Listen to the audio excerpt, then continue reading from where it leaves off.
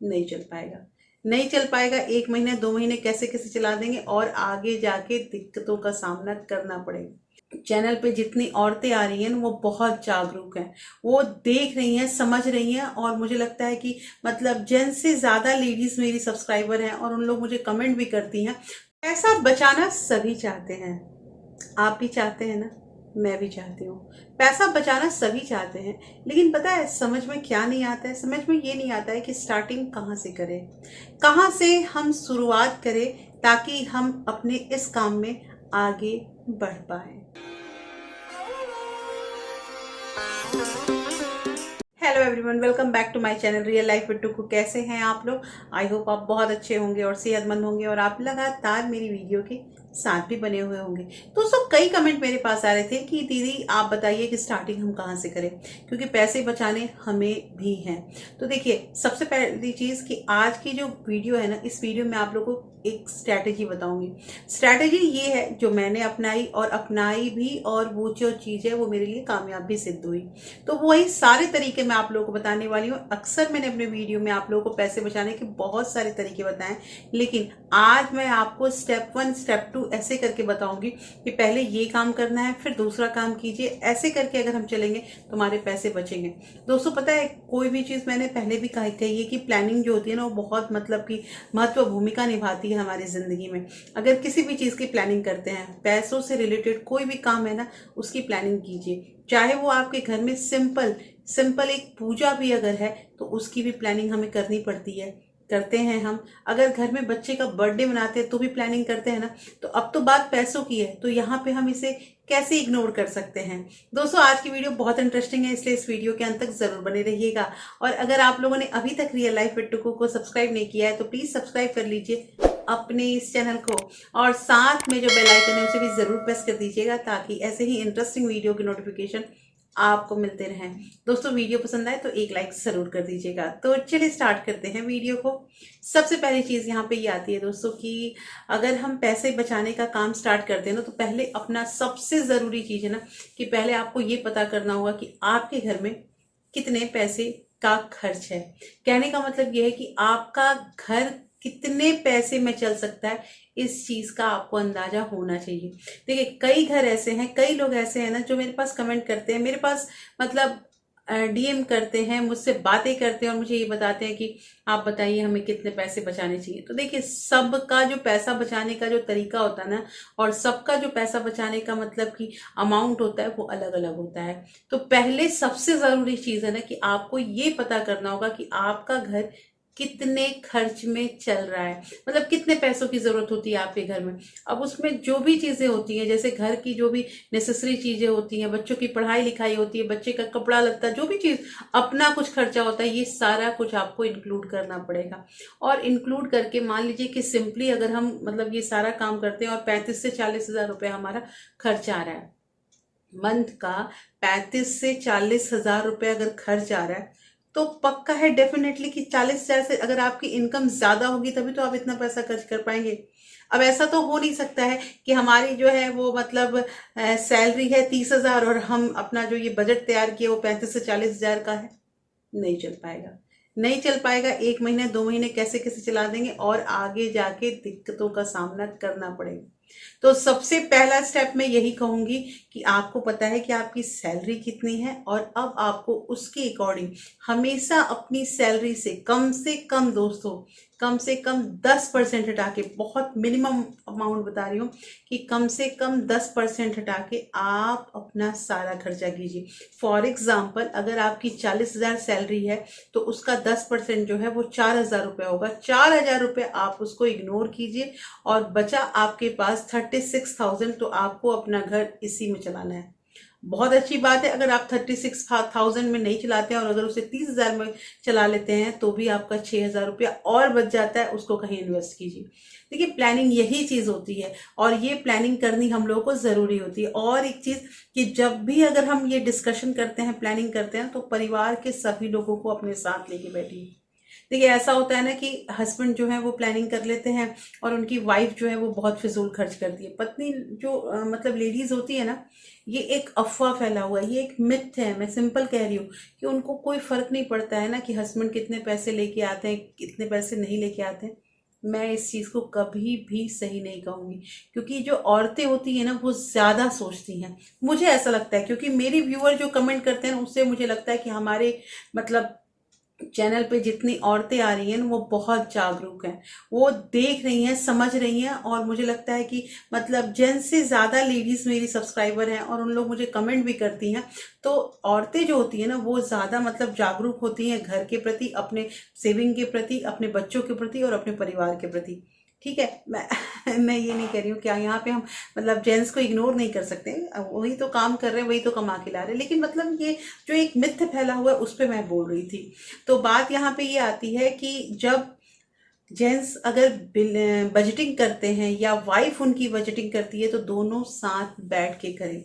हाँ, आपके अगर बच्चे बड़े हैं, कहने का मतलब अगर आपके बच्चे 10 से 15 साल के हैं तो आप उन बच्चों को भी इसमें इन्वॉल्व कीजिए, क्योंकि बच्चे जो है ना वो भी घर देखते हैं, समझते हैं, अपने माँ बाप की स्थिति देखते हैं तो उसी के अकॉर्डिंग काम करते हैं। पता है क्यों? क्योंकि बहुत सारे बच्चों को मैंने देखा है ना कि मम्मी पापा नहीं कर पाते हैं, लेकिन बच्चों का डिमांड एक मैंने देखा भी था न्यूज़ में कि उसकी मदर जो है वो मतलब फूल वगैरह बेचती थी, लेकिन वो जो बेटा है वो जिद कर बैठा था कि मुझे आईफोन चाहिए। और उनकी जो मदर है वो सारे पैसे, अब आप सोचो वो कितने कम पैसे हैं, और उन पैसों को लेके गई थी आईफोन खरीदने के लिए, क्योंकि उन्होंने ये बताया कि मेरा बेटा 2 दिन से खाना नहीं खाया है। अब आप समझिए उस माँ पे क्या बीत रही है कि वो सारी कमाई जो है वो एक आईफोन लगाने खरीदने में लगा रही है। तो ऐसा क्यों हुआ? ऐसा इसलिए हुआ कि बच्चे को मतलब भावना ही नहीं आ पाई कि माँ बाप क्या कर रहे हैं, कैसे कर रहे हैं। तो इसके लिए ज़रूरी है कि बच्चों को भी आप इन्वॉल्व कीजिए। पैसे तभी बचेंगे जब घर के सारे लोग समझेंगे और समझदारी से काम करेंगे। तो पहला स्टेप आप लोगों को आई होप क्लियर हो गया होगा कि पहले आपको बजट हर हाल में बनाना है कि कितने पैसे घर में आ रहे हैं और कितने पैसे खर्च हो रहे हैं। अब हमने कर ली बजटिंग। हम यहाँ पे मिनिमम अमाउंट जो है वो 40,000 का ही लेके चल रहे हैं, मतलब सैलरी जो है वो 40,000 का ही लेके चल रहे हैं। तो अब हमने कर लिया, पहला स्टेप हमारा कंप्लीट हो गया।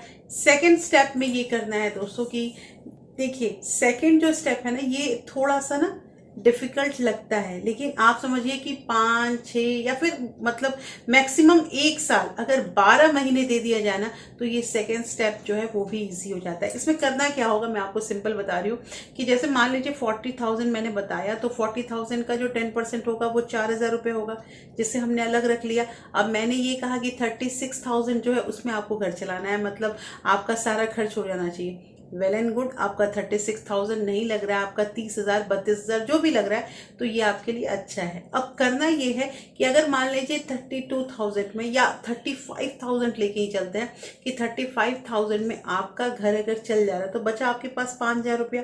5,000 रुपया में आप इसको डिस्ट्रीब्यूट कर दीजिए और आपको ये पता चल गया कि आपका घर 35,000 में चलता है।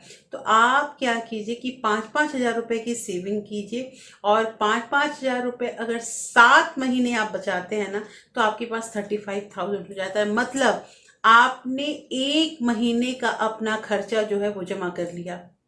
इस बात को समझ रहे होंगे कि 7 महीने हमने 5-5 हज़ार रुपये बचाए तो हमारे पास हो गया 35,000 रुपया, और 35,000 रुपया जो है वो हमारे 1 मंथ का खर्च है। पहला स्लॉट आपने कंप्लीट कर लिया, इसीलिए आपको आगे और क्या करना है, 7 महीने करके आपको फिर से 35,000 रुपये सबमिट करना है, और वो 35,000 मिलके टोटल हो गए 70,000।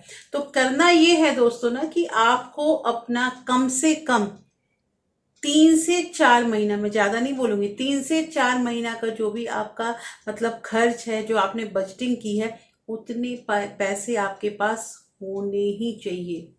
अब आप इन पैसों को अपने बैंक अकाउंट में मत रखिए, आप बेशक उसकी एफडी कर दीजिए। एफडी आजकल सारा कुछ ऑनलाइन होता है, आप एफडी कर लीजिए। लेकिन ये जो पैसा अमाउंट आपने 4 महीने का जमा किया ना, मतलब कि 35,000 करके आपने 4 स्लॉट में, 4 स्लॉट मतलब 7-7 महीने की बात कर रहे हैं, 4 स्लॉट में अगर आपने 35,000 रुपये जमा कर लिए तो आपके पास 4 महीने का इमरजेंसी फंड रेडी हो गया। ये सेकंड स्टेप है ये ऐसे करके अगर हम चलेंगे ना, पैसे हमारे ज़रूर बचेंगे। लास्ट का स्टेप अब मैं बताती हूँ आपको, बहुत ज़रूरी चीज़ बता रही हूँ, इस पे ज़रा सा गौर कीजिएगा। आपने इमरजेंसी फंड भी रेडी कर लिया, चलिए कोई नहीं, आपने 70,000 रुपये जमा कर लिए, 2 महीने का इमरजेंसी फंड आपने जमा कर लिया। अब 2 महीने ऐसा है कि अगर आपके पास पैसे नहीं आते हैं तो भी आपके घर का खर्च जो है वो निकल पाएगा, आपके बच्चों की पढ़ाई नहीं रुकेगी, आपके घर का राशन नहीं रुकेगा, हर तरह का जो सुविधा है वो आपको मिलेगा ही। ठीक है, तीसरी चीज जो हम बात कर रहे थे ना, इसमें मात्र 1,000 रुपए की मैं बात करूंगी। 1,000 रुपये आपको एक्स्ट्रा SIP पे देना है। दोस्तों, मैंने प्रीवियस वीडियो में SIP की आपको फुल जानकारी दी है कि आपको कैसे SIP करना है, आप कैसे पैसे को मतलब मैनेज करेंगे, आप कहाँ अपने पैसे को इन्वेस्ट करेंगे। तो आप मात्र 1,000 रुपये की, अगर आपकी तनख्वाह कम है तो आप SIP आज से आज स्टार्ट कर दीजिए। पता है ये जो SIP होता है ना, ये SIP लॉन्ग टर्म में ना बहुत फ़ायदा देता है। दोस्तों, मैंने ये चीज़ देखा है और मैं खुद कर रही हूँ तो मुझे फ़र्क दिख रहा है। फ़र्क अभी मैंने देखा था कि अभी जब मार्केट सितंबर अक्टूबर मतलब इवन दो फरवरी मार्च तक मार्केट जब गंदे तरीके से गिरा था तो मैं बहुत डाउन में चली गई थी, लेकिन मैंने मतलब सोचा ही नहीं, मैं देखना ही मैंने छोड़ दिया था कि क्या चल रहा है क्या नहीं चल रहा है। तो आज मैं देख रही हूँ कि फिर से 5 से 6% का फायदा दिख रहा है मुझे। अभी भी मैंने विड्रॉ नहीं किया, मुझे जरूरत नहीं है अभी विड्रॉ करने की। तो वैसे ही लॉन्ग टर्म में 1,000 रुपये अपने SIP में लगाइए, लेकिन लगाइए जरूर लॉन्ग टर्म के लिए। और दोस्तों, आज की जो वीडियो है, ये वीडियो कैसी लगी मुझे बताइएगा, क्योंकि मैंने आपको 3 स्टेप बताए हैं पैसे बचाने के। और अब कोई बहाना नहीं चलेगा कि हमारा पैसा नहीं बचता है या हमें आता नहीं है, ये सब बहाना नहीं चलेगा। क्योंकि अगर आप अपने आप को चैलेंज नहीं करेंगे ना पैसे के लिए, तो आगे हम बढ़ नहीं पाएंगे। तो दोस्तों, कैसी लगी आज की वीडियो मुझे जरूर बताइएगा। होपफुली ये वीडियो आपको अच्छी लगी होगी, अच्छी लगी है तो प्लीज लाइक शेयर सब्सक्राइब जरूर कीजिएगा। और हाँ, अगर आपके किसी फ्रेंड्स और फैमिली को ऐसे वीडियो की जरूरत है तो आप इसे ज्यादा से ज्यादा शेयर भी कर सकते हैं। फिर मैं मिलती हूँ ऐसे ही एक इंटरेस्टिंग वीडियो के साथ, तब तक अपना प्यार और सपोर्ट ऐसे ही बरकरार रखिएगा। Thank you, thanks for watching.